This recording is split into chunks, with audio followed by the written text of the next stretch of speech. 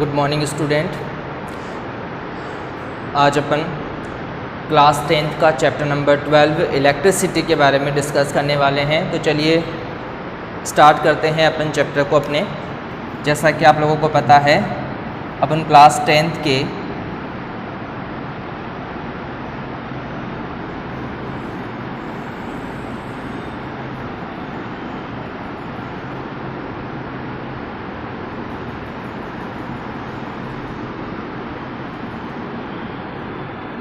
Electricity के बारे में डिस्कस करने वाले हैं। देखिए स्टूडेंट्स, नॉर्मली अगर अपन बात करते हैं तो इलेक्ट्रिसिटी का मीन्स होता है कि जैसे अपन देखते हैं एक टाइप की एनर्जी के टाइप्स की तरह से अपन यूज में लेते हैं। फॉर एग्जांपल अपने घरों के अंदर बहुत सारे इलेक्ट्रिकल अप्लायंस हैं और उन सभी इलेक्ट्रिकल अप्लायंस के थ्रू अपन क्या करते हैं, अपनी डेली लाइफ को थोड़ा सस्टेनेबल बनाते हैं, थोड़ा ईजी बना सकते हैं। ठीक है, चलिए अब अपन बात करते हैं। देखिए ये जो चैप्टर है, इस चैप्टर के अंदर सबसे पहली जो एक छोटी सी टर्म आती है स्टूडेंट्स, वो टर्म है आपके चार्ज। देखिए स्टूडेंट्स, सबसे पहली बात, चार्ज होता क्या है? It is a fundamental particle of atoms, है ना। यानी कि किसी भी एटम के अंदर कुछ ना कुछ चार्ज प्रेजेंट होता है।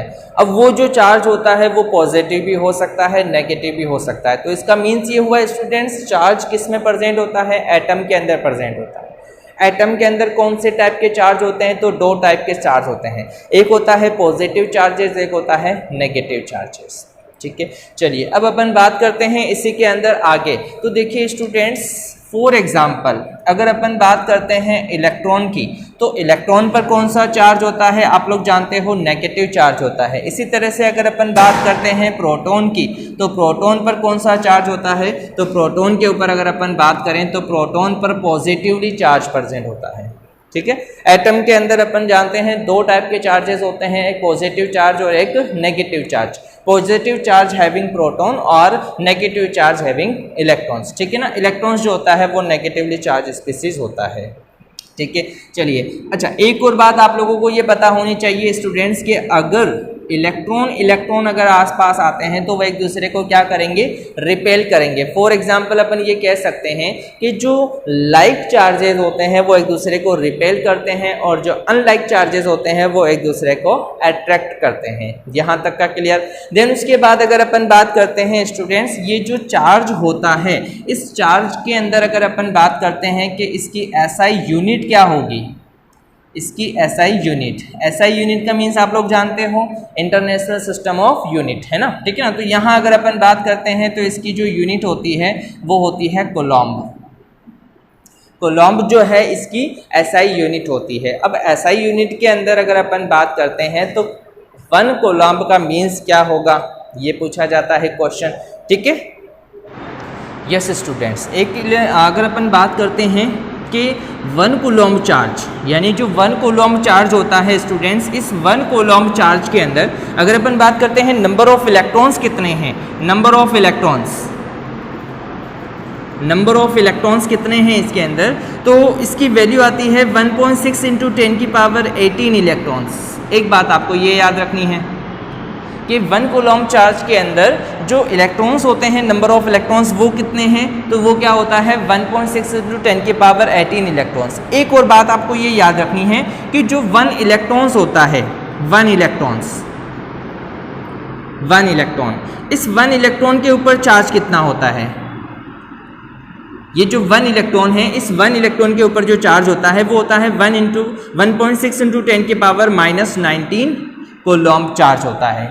ठीक है, चलिए तो अपन ने यहां तक देखा है स्टूडेंट्स, चार्ज क्या होता है? Charge it is fundamental unit of atom के फंडामेंटल यूनिट को ही क्या कहते हैं? चार्ज कहते हैं। चार्ज दो टाइप के होते हैं, पॉजिटिव चार्ज और negative charge.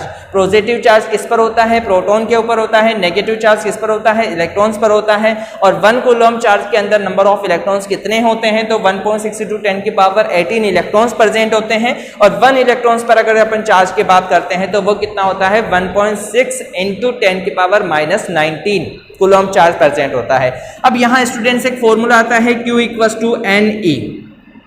Q equals to NE। Q जो है ये क्या शो करता है? Q शो करता है स्टूडेंट्स चार्ज को, यानी कि ये जो चार्ज है इस चार्ज को अपन किससे रिप्रेजेंट करते हैं? Q से रिप्रेजेंट करते हैं। यहाँ पर ये जो N है ये क्या शो कर रहा है? ये शो करता है स्टूडेंट्स नंबर ऑफ इलेक्ट्रॉन्स को, कि नंबर ऑफ इलेक्ट्रॉन्स कितने हैं। और यहाँ पर ये जो E है ये शो करता है इलेक्ट्रॉन्स के ऊपर चार्ज को शो करता है। यानी आप जानते हो 1 इलेक्ट्रॉन पर कितना चार्ज होता है? 1.6 × 10⁻⁻19 कूलम, ठीक है ना। तो यहां से आपके लिए एक छोटा सा फॉर्मूला निकल के आता है अपने लिए कि Q इक्वल्स टू क्या होता है? NE। ये बात आपको याद रखनी है कि चार्ज के लिए फॉर्मूला क्या होता है? Q इक्वल्स टू NE होता है। Q क्या शो करता है? Q शो करता है चार्ज को, N क्या शो करता है? नंबर ऑफ इलेक्ट्रॉन्स को शो करता है, और E क्या शो करता है? यहाँ पर इलेक्ट्रॉन्स के ऊपर चार्ज को शो करता है, ठीक है। चलिए, तो अपन ने यहां तक अपन देखते हैं स्टूडेंट, सबसे पहले अपन ने चार्ज पढ़ा है, देन उसके बाद अपन ने इसकी SI यूनिट कूलम्ब के बारे में पढ़ा है, देन उसके बाद इसका एक फॉर्मूला देखा है। अब स्टूडेंट्स यहाँ पर अपना चैप्टर सही से शुरू होता है जिससे अपन बोलते हैं करंट, यानी कि आप लोग जानते हो कि करंट क्या होता है। देखिए स्टूडेंट्स, नेक्स्ट जो अपनी टर्म आती है वो है करंट। अब आप लोग जानिए करंट क्या होता है। सबसे पहली बात आप लोगों को याद रखना है स्टूडेंट्स, करंट जो होता है इसका मतलब होता है the rate of flow of charge, the rate of flow of charge, है ना। यानी कि कितने टाइम के अंदर कितना चार्ज फ्लो हो रहा है, वही चीज क्या कहलाती है स्टूडेंट्स? करंट कहलाता है। तो अब यहाँ अगर अपन बात करते हैं करंट की, तो करंट को आप लोग सिंपली I से रिप्रेजेंट करते हैं, कैपिटल I, यानी कि करंट का सिंबल होता है। और अगर अपन बात करते हैं चार्ज पर टाइम, तो चार्ज के लिए अपन क्या यूज शो करते हैं? Q, और टाइम के लिए अपन क्या शो करते हैं? T को, यानी स्मॉल t। ये जो T है वो क्या होता है? टाइम को शो करता है। Q जो है वो क्या शो कर रहा है? चार्ज को शो कर रहा है। देन इसी के साथ यहाँ पर I जो है वो क्या शो कर रहा है? आपके करंट को शो कर रहा है। तो I इक्वल्स टू क्या हो गया? Q/T, फर्स्ट बात। देन इसके बाद अगर अपन बात करते हैं स्टूडेंट्स, यहाँ पर ये जो करंट होता है I, इसके लिए इसकी SI यूनिट होती है। इसकी जो SI यूनिट होती है, SI यूनिट होती है एम्पियर।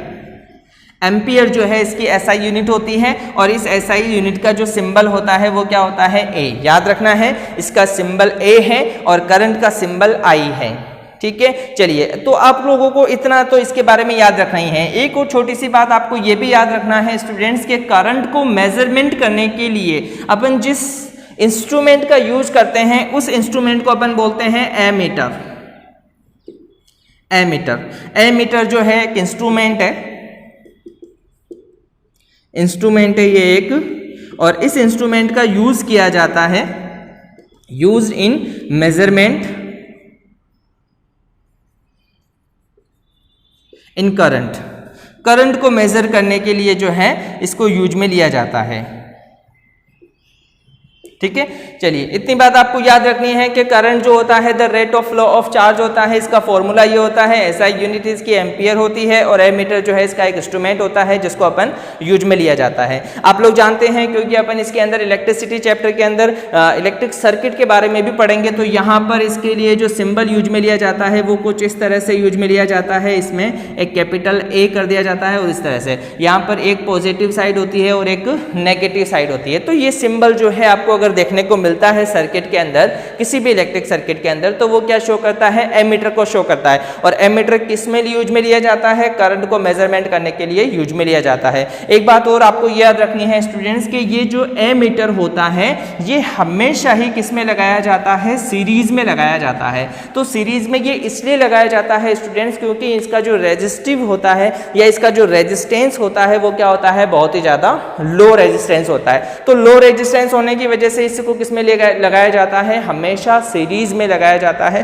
सीरीज क्या होती है और पैरेलल क्या होते हैं? रेजिस्टेंस या पैरेलल सीरीज क्या होती है? और सीरीज दो टाइप की होती है, एक तो सीरीज होती है और एक पैरेलल होती है। इन दोनों के बारे में भी अपन आगे डिस्कस करने वाले हैं। तो सबसे पहले अपन ने ये छोटी छोटी टर्म्स को डिस्कस किया है। देन उसके बाद करंट के नेक्स्ट जो अपनी टर्म आती है स्टूडेंट्स वो है पोटेंशियल डिफरेंस।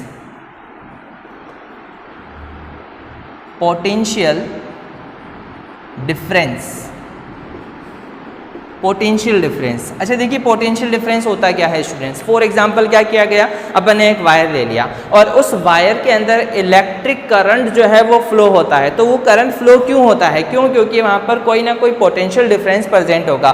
फॉर एग्जाम्पल अगर अपन ये कहें कि फॉर एग्जाम्पल जैसे मान लीजिए ये आपके पास सर्किट के अंदर वायर को जोड़ने के लिए दो सोल्ट दिए गए हैं। अब यहाँ पर ये अपन ये देखते हैं कि एक तरफ पॉजिटिव और एक तरफ नेगेटिव जो है टर्मिनल प्रेजेंट होते हैं। अब ये जो पॉजिटिव और नेगेटिव टर्मिनल हैं यहाँ पर पोटेंशियल डिफरेंस कुछ और होगा और यहाँ पर पोटेंशियल डिफरेंस कुछ और होगा। अब हमेशा यहाँ क्या होता है, जो हायर पोटेंशियल डिफरेंस होता है वहीं से क्या होता है, नेगेटिव पोटेंशियल यानी कि लोअर पोटेंशियल डिफरेंस की तरफ क्या होता है, करंट का फ्लो होता है। तो अब यहाँ पर अपन ये बात याद रखते हैं स्टूडेंट्स, पोटेंशियल डिफरेंस जो होता है इसी को अपन वोल्टेज भी कहते हैं कि वोल्टेज के भाई ज़्यादा हाई वोल्टेज लो वोल्टेज वो भी पोटेंशियल डिफरेंस ही एक तरह का। और यहाँ अगर अपन बात करते हैं कि वोल्ट, आप लोग जानते हो वोल्ट जिसे अपन जो है V से रिप्रेजेंट करते हैं और ये जो V होता है यानी कि जो वोल्टेज होता है, ये जो V होता है ये V इक्वल टू होता है W/Q। एक छोटा सा फॉर्मूला ये बन जाता है यहाँ पर, है ना, यानी कि कितना वर्क डन हुआ है। ये W क्या शो करता है, वर्क डन को शो करता है। Q क्या शो कर रहा है, चार्जेस को शो कर रहा है। V क्या शो कर रहा है, ये V शो कर रहा है वोल्ट को। तो वोल्ट का मीन्स क्या हुआ, work done in a particular charge, यानी कि पर्टिकुलर चार्ज के अंदर कितना वर्क डन हुआ है, यही चीज क्या कहलाती है, पोटेंशियल डिफरेंस कहलाती है। ठीक है, तो चलिए पोटेंशियल डिफरेंस भी हो गया। अच्छा एक और बात स्टूडेंट अपन को याद रखना है कि पोटेंशियल डिफरेंस को फाइंड करने के लिए, मेजरमेंट करने के लिए अपने पास जो इंस्ट्रूमेंट होता है उस इंस्ट्रूमेंट को अपन बोलते हैं वोल्ट मीटर। वोल्ट मीटर एक इंस्ट्रूमेंट है, इस इंस्ट्रूमेंट का यूज किया जाता है, used in measurement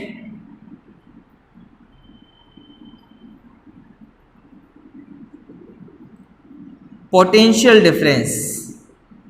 potential difference को मेजर करने के लिए कौन सा इंस्ट्रूमेंट यूज में लिया जाता है, तो इसके लिए अपन कहते हैं कि यहाँ पर ये वोल्ट मीटर यूज में लिया जाता है। एक और बात इसको अपन को याद रखनी है कि पोटेंशियल डिफरेंस को जो वोल्ट मीटर होता है, इस वोल्ट मीटर का जो रेजिस्टेंस होता है वो कैसा होता है, हाई होता है, हाई रेजिस्टेंस होता है। और हाई रेजिस्टेंस होने की वजह से ही इसे कैसे लगाया जाता है, इसे लगाया जाता है पैरेलल फॉर्म के अंदर, पैरेलल सीरीज के अंदर, या सॉरी पैरेलल पैटर्न के अंदर जो है इसको लगाया जाता है। ठीक है ना, चलो ये बात अपन को याद रखनी है कि पोटेंशियल डिफरेंस क्या होता है और ये क्या क्या चीजें, इसके लिए अपन बात करते हैं। एक और बात आपको याद रखनी है कि यहाँ पर ये जो वोल्टेज होता है,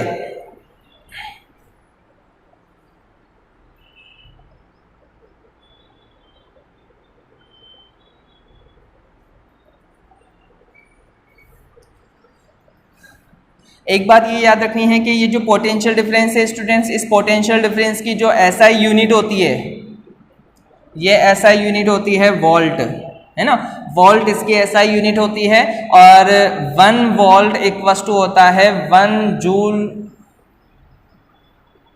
कूलॉम इनवर्स।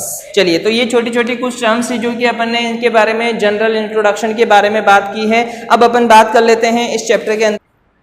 देखिए स्टूडेंट्स, नेक्स्ट जो अपना टर्म आता है, नेक्स्ट जो अपना पॉइंट है वो है ओम्स लॉ। ओम्स लॉ एक इम्पोर्टेंट लॉ है ये, है ना। ओम्स लॉ से रिलेटेड एक ना एक क्वेश्चन हमेशा पूछा जाता है और आपको सिर्फ ये याद रखना है स्टूडेंट्स के V इक्वल टू क्या होता है, यहाँ पर डायरेक्टली प्रोपोर्शनल होता है I के। और एक और देखिए स्टूडेंट्स, ये जो ओम्स लॉ है, ओम्स लॉ के अकॉर्डिंग क्या होता है कि V जो है वो डायरेक्टली प्रोपोर्शनल होता है I यानी कि करंट के। ठीक है, इतनी सी बात आपको याद रखनी है। और यहाँ पर अगर अपन इस प्रोपोर्शनलिटी के साइन को हटाते हैं तो यहाँ पर एक कांस्टेंट लग जाता है और ये जो कांस्टेंट होता है वो होता है R यानी कि रेजिस्टेंस। R यानी कि रेजिस्टेंस यहाँ पर कांस्टेंट लग जाता है। तो एक फॉर्मूला आपके पास ये बन जाता है कि V इक्वल टू क्या हो जाता है, IR। ये V इक्वल टू IR, यही फॉर्मूला क्या कहलाता है, ओम्स लॉ कहलाता है। ओम्स लॉ के अकॉर्डिंग क्या हो जाए, देखिए स्टूडेंट्स, ये जो ओम्स लॉ के अकॉर्डिंग क्या हो जाता है कि potential difference across 2 point of metallic wire is directly proportional to the electric current.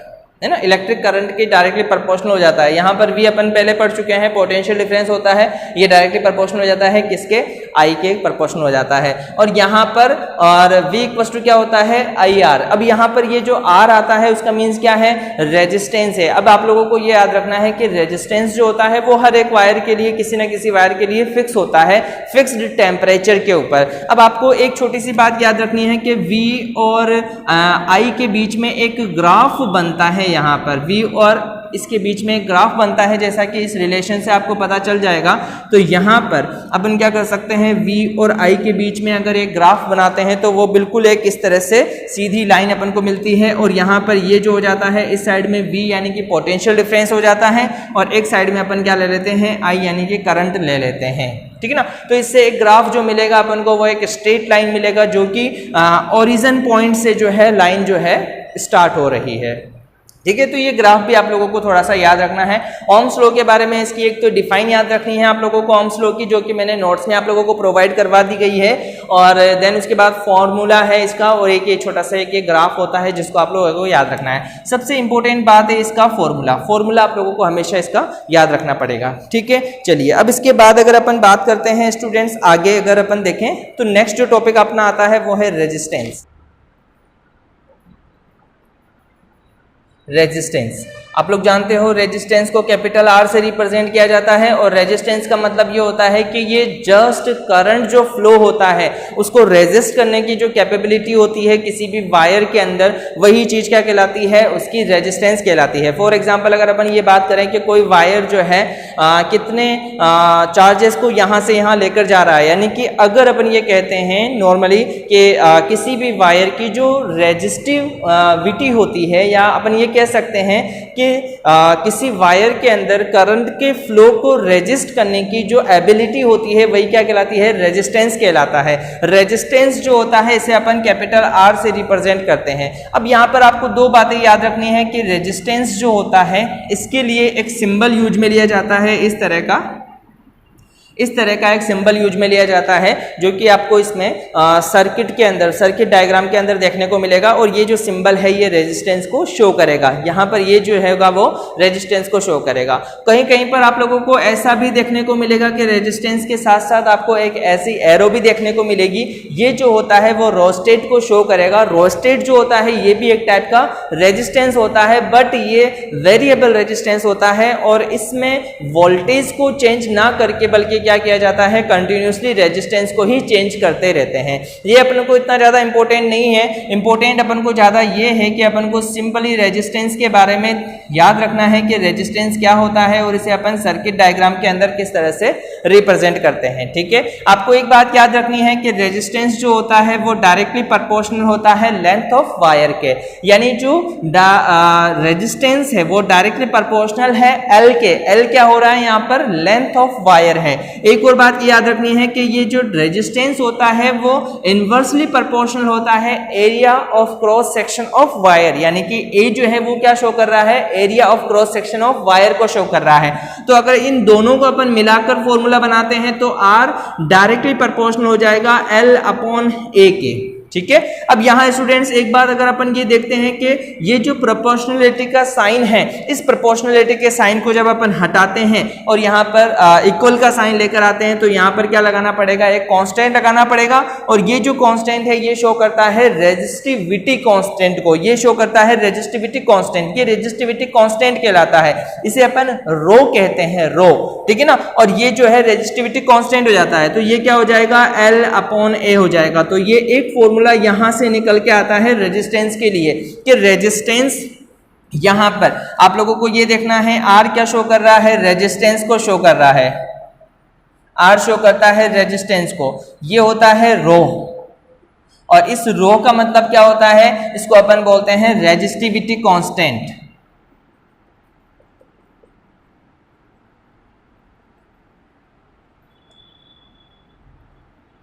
और ये जो रेजिस्टिविटी कांस्टेंट होता है इसी का एक दूसरा नेम भी होता है, इसको अपन स्पेसिफिक रेजिस्टेंस भी कहते हैं। इसी को अपन स्पेसिफिक रेजिस्टेंस भी कहते हैं। यहाँ पर ये जो L है, L स्मॉल L, ठीक है ना, स्मॉल एल, ये स्मॉल एल, और ये जो स्मॉल एल है ये शो करता है लेंथ ऑफ वायर, वायर की लेंथ को शो करता है, और ये जो ए होता है ये शो करता है एरिया ऑफ क्रॉस सेक्शन,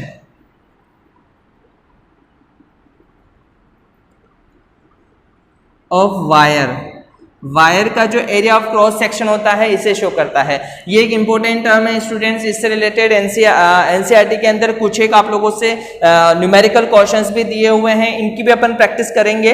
तो यहाँ पर अगर अपन बात करें तो ये जो रेजिस्टेंस है और ये इसके लिए एक फॉर्मूला यहाँ से ये निकल के आ जाता है। तो अपन ने जब अपन ने स्टूडेंट्स अभी तक जो स्टूडेंट्स अपन ने इस वीडियो के अंदर जो डिस्कस किया है उसके अंदर सबसे पहले अपन ने चार्ज के बारे में डिस्कस किया था। चार्ज के लिए भी एक फॉर्मूला था, charge equals to Q equals to क्या होता है, एनई होता है, ठीक है ना। फिर उसके बाद अपन ने कोलॉम यानी कि जो इसकी एसआई यूनिट होती है उसके बारे में डिस्कस किया था। देन उसके बाद अपन ने स्टूडेंट्स इसके अंदर जो है एमीटर के बारे में यानी कि करंट के बारे में डिस्कस किया था। करंट के अंदर भी मैंने आप लोगों को एक फॉर्मूला बताया है। देन उसके बाद उसके अंदर अपने स्टूडेंट्स पोटेंशियल डिफरेंस के बारे में डिस्कस किया, वहां पर भी एक फॉर्मूला बताया। देन उसके बाद रेजिस्टेंस जो है, ओम्स लॉ के बाद जो रेजिस्टेंस है वहां पर भी आपको एक फॉर्मूला बताया है। तो इन सभी फॉर्मूलेज का जो है स्टूडेंट्स अपनी इस एनसीईआरटी बुक के अंदर इन सभी से रिलेटेड कुछ ना कुछ क्वेश्चंस हमेशा दिए हुए हैं, उन क्वेश्चंस को आप लोग करने की कोशिश करें। मैं एक पर्सनल वीडियो भी बनाऊंगा जो कि एनसीईआरटी सॉल्यूशन से ही रिलेटेड होगा। उस वीडियो के अंदर आपसे सभी क्वेश्चंस एक ही साथ आप लोगों से सोल्व करवा दूंगा, ठीक है ना। चलिए अब स्टूडेंट्स अपन नेक्स्ट टॉपिक ले रहे हैं, वो है इलेक्ट्रिक सर्किट।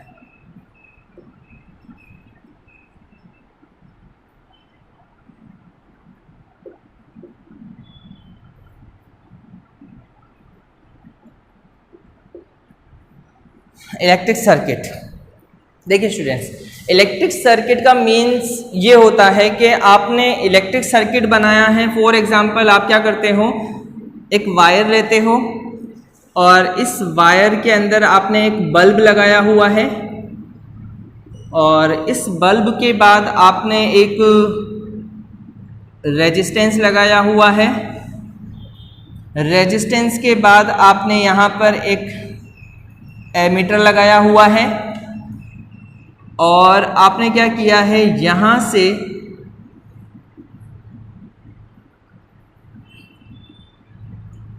यहां पर आपने क्या किया है, एक वोल्ट मीटर लगाया हुआ है, ठीक है।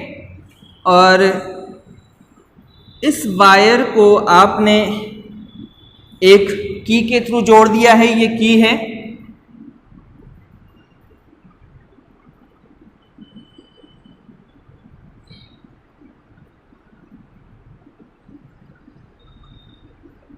इस तरह के कुछ आपको डायग्राम देखने को मिलेंगे स्टूडेंट्स पूरी बुक के अंदर, ठीक है ना।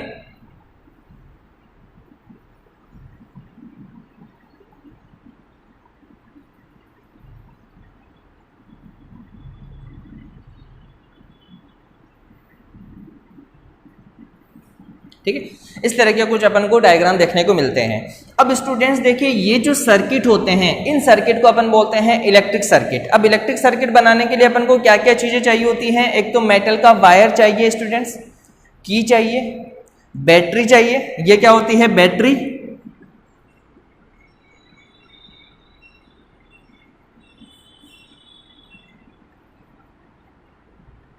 ये बैटरी को शो करता है, ये एमीटर को शो करता है, ठीक है ना। यहां पर ये रेजिस्टेंस को शो करता है, ये वोल्ट मीटर को शो करता है, और ये बल्ब को शो करता है, ठीक है।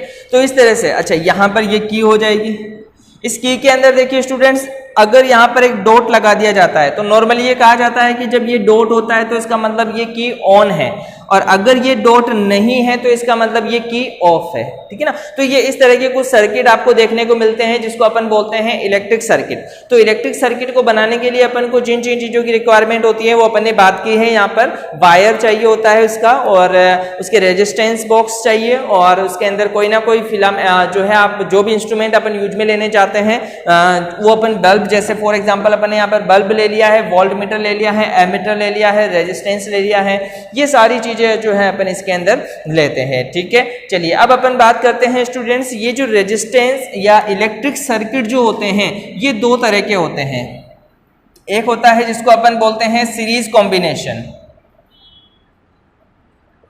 सीरीज कॉम्बिनेशन, और दूसरा जो होता है ये कहलाता है पैरेलल कॉम्बिनेशन।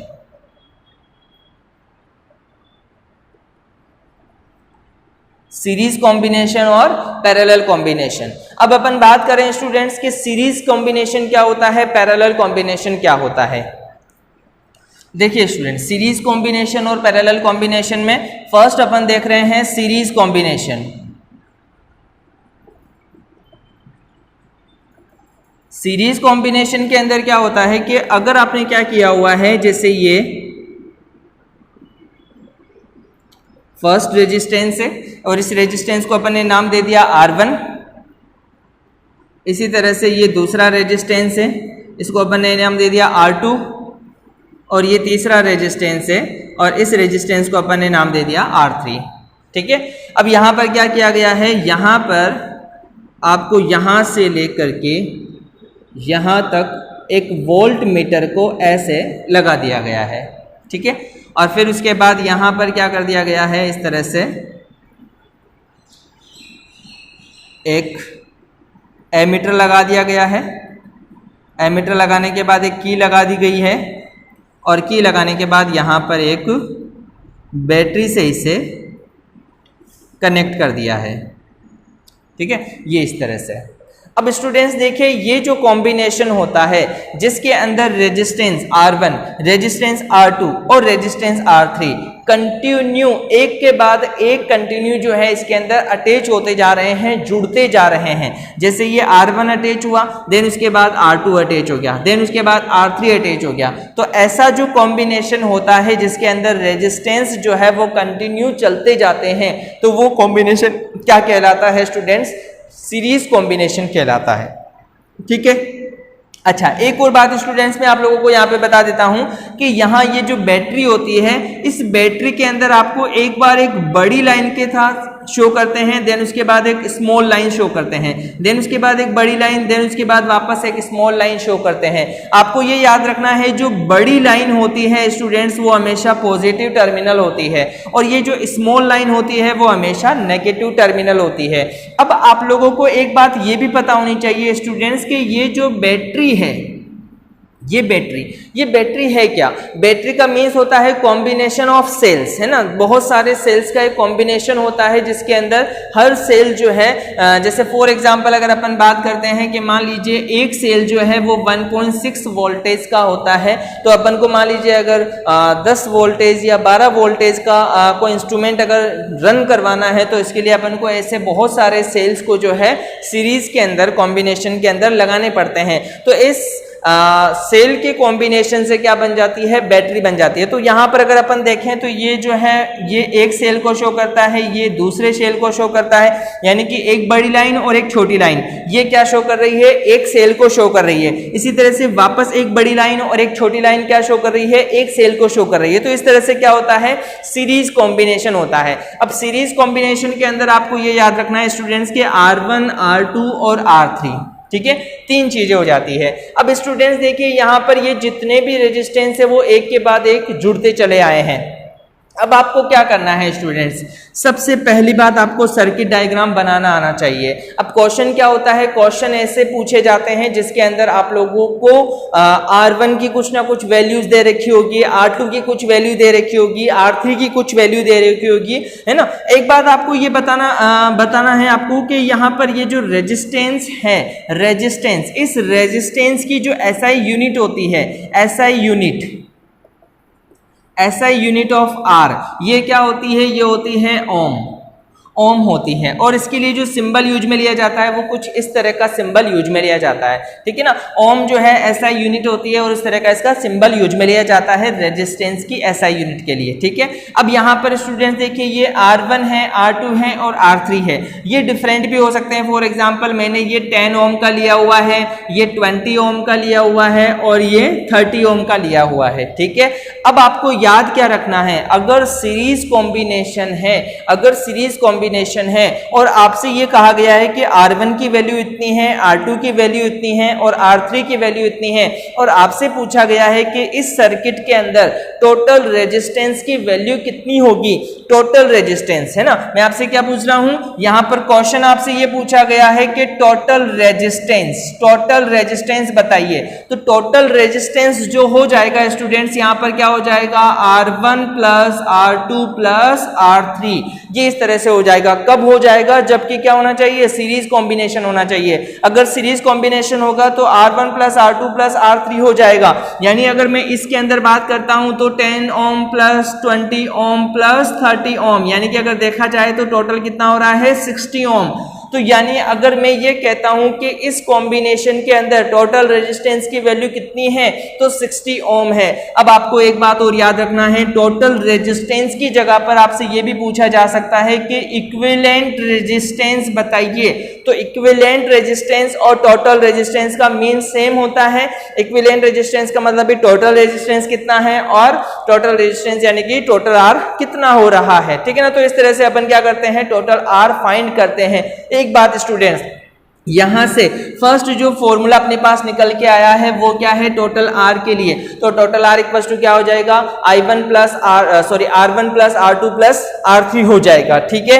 अच्छा, एक और बात स्टूडेंट्स आपको ये याद रखना है कि I क्या शो करता है, करंट को शो करता है। और ये जो करंट है स्टूडेंट्स, आप लोगों को पता है कि ये जो करंट है, करंट किस में मेजर किया जाता है, एमीटर में मेजर किया जाता है। एमीटर कहाँ लगा हुआ है, यहाँ पे लगा हुआ है। तो आप देखिए स्टूडेंट्स, अगर एमीटर यहां लगाया हुआ है तो सभी जगह पर करंट की जो वैल्यू होगी वो क्या होगी, सेम होगी, एक जैसी होगी। क्यों, क्योंकि अगर अपन बात करेंगे यहां पर, क्योंकि इसने क्या किया है, यहां से चलना स्टार्ट किया। अब यहां पर कहीं पर भी अगर एमीटर आप लगाते हो, सीरीज कॉम्बिनेशन में अगर कहीं पर भी एमीटर आप लगाते हो तो सीरीज कॉम्बिनेशन के अंदर एमीटर जो है, इसके लिए अगर अपन देखते हैं तो आई की जो वैल्यू होगी वो क्या रहेगी, सेम बनी रहेगी। यानी अगर आप लोगों को क्वेश्चन में ये दे दिया गया है कि 6 एम्पियर का करंट फ्लो करवाया गया है, अब आपसे पूछा गया इस रेजिस्टेंस के लिए करंट की वैल्यू बताइए, इस रेजिस्टेंस के लिए करंट की वैल्यू बताइए, या इस रेजिस्टेंस के लिए करंट की वैल्यू बताइए, तो वो हमेशा क्या रहेगी, कांस्टेंट रहेगी। यहां पर भी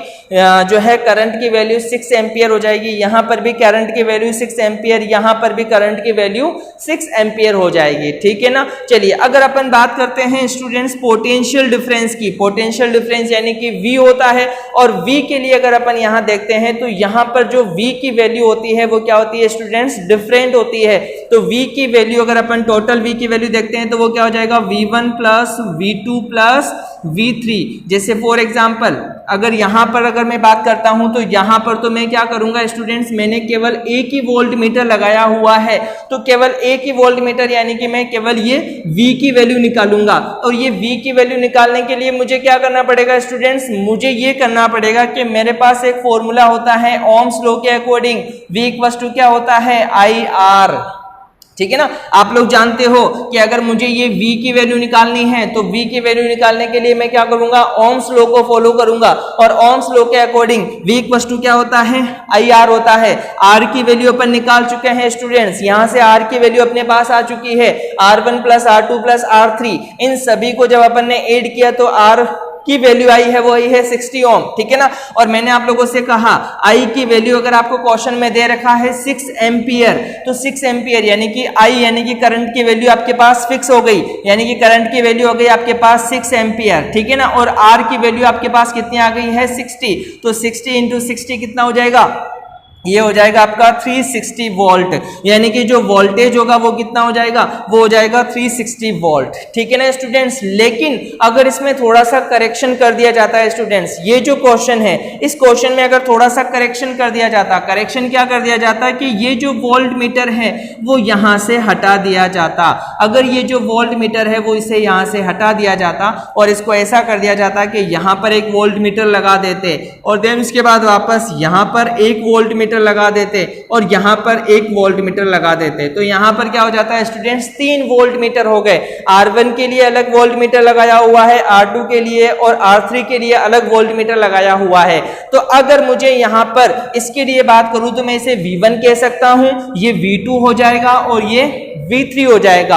अब अगर मुझसे केवल R1 के लिए या V1 की वैल्यू पूछा गया है, या ये पूछा गया है कि V1 के अंदर रीडिंग कितनी आएगी, यहाँ पर V1 में वोल्टेज कितना होगा, तो इसके लिए स्टूडेंट्स मेरे पास ये फॉर्मूला कैसा बन जाएगा, V1 IR1 हो जाएगा। अब यहाँ पर फॉर्मूला क्या हो जाएगा स्टूडेंट्स, चेंज हो जाएगा, V1 क्या हो जाएगा, IR1 हो जाएगा। और जैसे ही IR1 होगा तो I की वैल्यू तो आपके पास ये है ही, लेकिन R1 की वैल्यू अब कितनी हो जाएगी, R1 की वैल्यू हो जाएगी अब 10। तो यहां अगर अपन देखेंगे तो V1 की वैल्यू कितनी आ जाएगी, वो हो जाएगी 60 वोल्ट, ठीक है ना, 60 वोल्ट हो जाएगी। इसी तरह से अपन V2 का भी फाइंड कर सकते हैं। अगर अपन बात करते हैं V2 के लिए तो V2 क्या हो जाएगा, IR2। अब यहां अगर अपन बात करते हैं I की वैल्यू तो फिक्स रहने वाली है 6 एम्पियर, और R2 की वैल्यू कितनी है, वो है 20। तो 6 × 20 करेंगे तो कितना हो जाएगा, 120 वोल्ट, यानी कि V2 की वैल्यू कितनी आ गई आपके, 120 वोल्ट आ गई। इसी तरह से अगर अपन R3 की बात करते हैं स्टूडेंट्स, यहां अगर अपन बात करते हैं V3 की, तो V3 के लिए क्या हो जाएगा, IR3। I की वैल्यू आपके पास 6 है, और देन उसके बाद इसकी वैल्यू कितनी हो जाएगी, 30। तो ये कितना हो जाएगा, ये हो जाएगा 90 वोल्ट। तो यानी अगर देखा जाए तो आपके पास अलग अलग जो है वोल्टेज, यानी अलग अलग जो है इसमें रीडिंग आ जाएगी।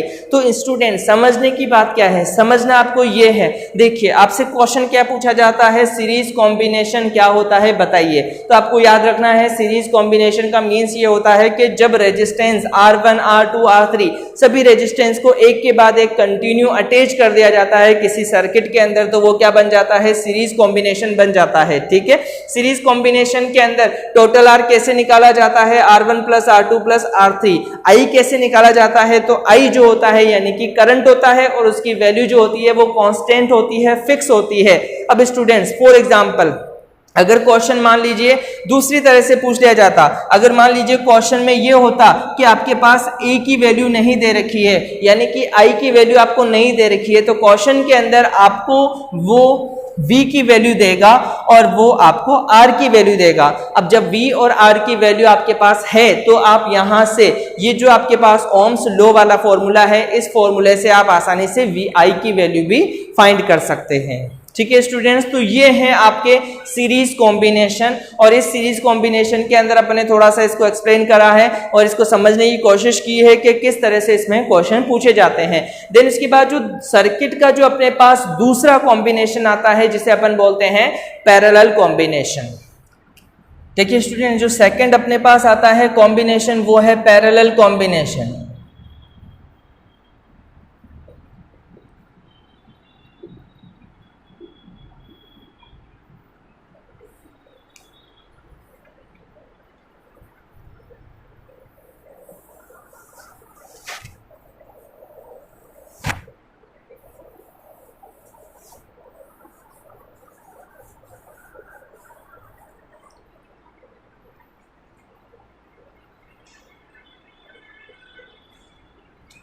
पैरेलल कॉम्बिनेशन, देखिए स्टूडेंट पैरेलल कॉम्बिनेशन के अंदर क्या होता है, फॉर एग्जांपल जैसे आपके पास ये एक वायर है और इस वायर के अंदर क्या कर दिया गया है, एक रेजिस्टेंस को इस तरह से लगा दिया गया है। ठीक है ना, ये पहला रेजिस्टेंस है, इसको नाम दे दिया गया R1 का। ठीक है, ये दूसरा रेजिस्टेंस है और इस रेजिस्टेंस को नाम दे दिया गया है आपका R2।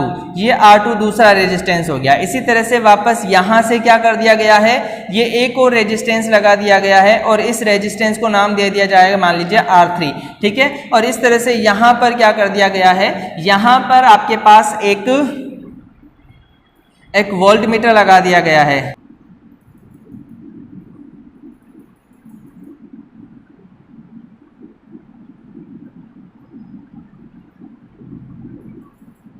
यहां पर आपके पास एक एमीटर लगा दिया गया है, देन उसके बाद एक की लगा दी गई है, और की लगाने के बाद यहां पर एक सेल का अरेंजमेंट करते हुए एक बैटरी लगा दी गई है। ठीक है, इस तरह से। अब आप देखिए स्टूडेंट्स, इससे जस्ट पहले वाला अभी जो अपन ने देखा था वहां पर रेजिस्टेंस का चेंजेस था, लेकिन अब यहाँ पर रेजिस्टेंस का चेंजेस है। देखिए स्टूडेंट्स, यहाँ पर जो रेजिस्टेंस है R1, R2, R3, ये तीनों ही एक दूसरे के क्या लगे हुए हैं, पैरेलल लगे हुए हैं। तो ऐसे कॉम्बिनेशन को अपन क्या बोलते हैं, पैरेलल कॉम्बिनेशन कहते हैं। अब देखिए स्टूडेंट्स, आपको याद क्या रखना है, सबसे पहली बात मैंने आप लोगों से एक बात कही थी कि सीरीज कॉम्बिनेशन के अंदर करंट की जो वैल्यू होती है वो कांस्टेंट बनी रहती है, फिक्स बनी रहती है। बट स्टूडेंट्स यहाँ पर वो चेंजेस हो जाता है। यहाँ पर जो करंट फ्लो होगा यहाँ पर I1 हो जाएगा, यहाँ पर जो करंट फ्लो होगा वो I2 हो जाएगा, यहाँ पर जो करंट फ्लो होगा वो I3 हो जाएगा। तो यहाँ पर अगर अपन बात करें स्टूडेंट्स, तो करंट की जो वैल्यू है वो डिफरेंट हो जाती है। और अगर अपन बात करते हैं V की यानी कि वोल्टेज की, तो इसका जो पोटेंशियल डिफरेंस होता है वो हमेशा कांस्टेंट बना रहता है, एक ही जैसा बना रहता है।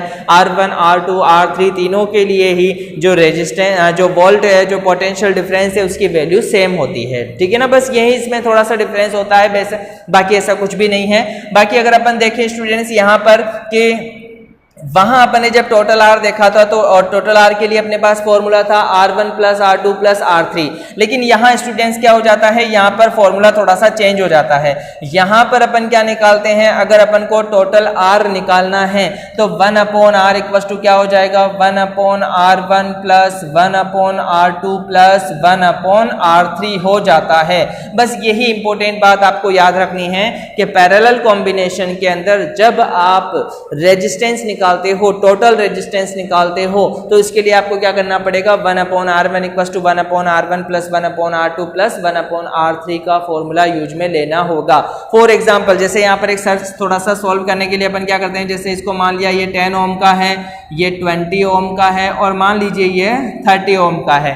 ठीक है, सिंपली वे में हो जाएगा। अब यहाँ पर अगर अपन बात करते हैं टोटल आर अपन फाइंड करना चाहते हैं, तो जैसे ही टोटल आर अपन फाइंड करेंगे तो 1 अपॉन आर इक्वल टू क्या हो जाएगा, 1 अपॉन R1 की वैल्यू कितनी है यहाँ पर 10 ओम, देन उसके बाद यहाँ पर क्या है R2 की वैल्यू कितनी है 20 ओम, देन उसके बाद R3 की वैल्यू कितनी है 30 ओम।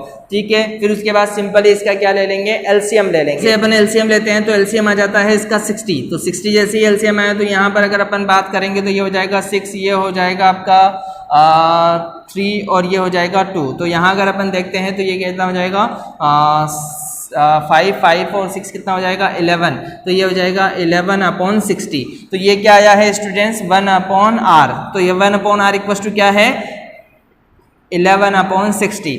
तो R अपॉन 1 करेंगे तो कितना हो जाएगा 60 अपॉन 11। तो अगर देखें स्टूडेंट्स तो ये करीब करीब क्या हो जाएगा, अगर अपन इससे देखते हैं तो अगर मान लीजिए इसे 10 ले लेते हैं तो ये करीब 6 एम्पियर के आसपास हो जाएगा या 5.9 समथिंग आ जाएगा। ठीक है ना, तो ये यहाँ पर अगर अपन देखते हैं तो इस तरह से अपन टोटल R फाइंड करते हैं। एक बात याद रखनी है कि यहाँ पर जो टोटल R होगा वो हमेशा कम ही आएगा। ठीक है ना, क्योंकि यहाँ पर क्या हो रहा है, अपन 1 upon R1 plus 1 upon R2 plus 1 upon R3 वाला फॉर्मूला यूज में ले रहे हैं, ना कि अपन ने 1 अपॉन पहले जो फॉर्मूला लिया था वो वाला फॉर्मूला यूज में ले रहे हैं। ठीक है ना, तो इस तरह से अब यहाँ अगर स्टूडेंट्स अगर अपन बात करते हैं तो यहाँ पर अगर अपन V की बात करेंगे तो क्या हो जाएगा V1 plus V2 plus V की वैल्यू तो हमेशा सेम। यहाँ अगर अपन बात करेंगे तो I इक्वल टू क्या हो जाएगा I1 plus I2 plus I3। ठीक है, ये चीज अपन को याद रखनी है। बस यही दो फॉर्मूले होते हैं। बाकी अगर अपन V की बात करते हैं तो V इक्वल टू क्या होता है IR, यहाँ से फाइंड कर लेंगे। ठीक है ना, अगर अपन बात करें R1 के लिए निकालना है तो ये क्या हो जाएगा R1 हो जाएगा, ये क्या हो जाएगा I1 हो जाएगा, इसी तरह से V1 हो जाएगा। अब उसके बाद ये V2 की बात करेंगे तो क्या हो जाएगा I2 और ये R2 हो जाएगा। ये V3 की बात करेंगे तो क्या हो जाएगा, ये हो जाएगा I3 और ये क्या हो जाएगा R3 हो जाएगा। लेकिन स्टूडेंट क्योंकि मैंने आपको पहले ही बता दिया है कि जो V की वैल्यू है यहाँ पर क्या बनने वाली है, कांस्टेंट बनी रहने वाली है।